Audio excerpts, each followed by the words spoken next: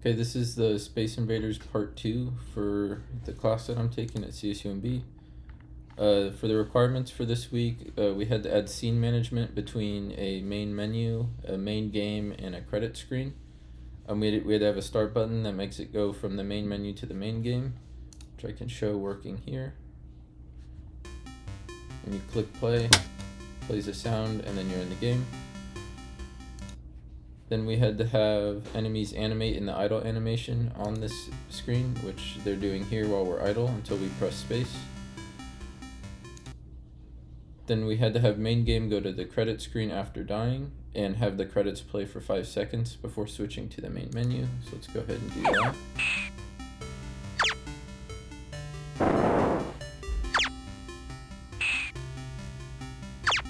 So I have a life counter of 3 lives, and once your 3 lives are over, you're dead, and the credit screen comes in for 5 total seconds, and it scrolls up, and then takes you back to the play. So that's the scene management done. Now for 2D animations, which is the next 10-point section of the requirements, we had to have idle player animations, shooting player animations, exploding player animations, and then idle shooting and exploding animations for enemies as well.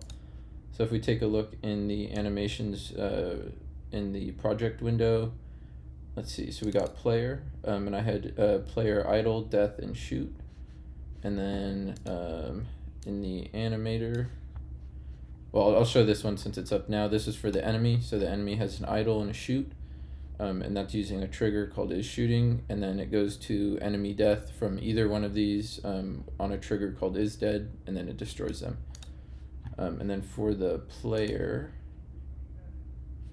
let me actually unpause this and get in here. Okay. Player clone.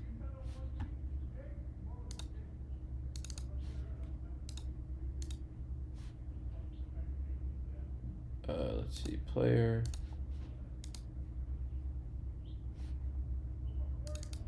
Okay, so we have a player idle, player shoot, and player death. This is the same thing as the enemy, except there's a transition back to idle after death. And that's what we want to happen. If you have another life, then you'll respawn back to the player idle animation.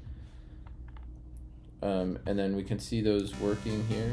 So I'm going to make this full screen here. So we have the player animating up and down, and when they shoot, they animate downwards.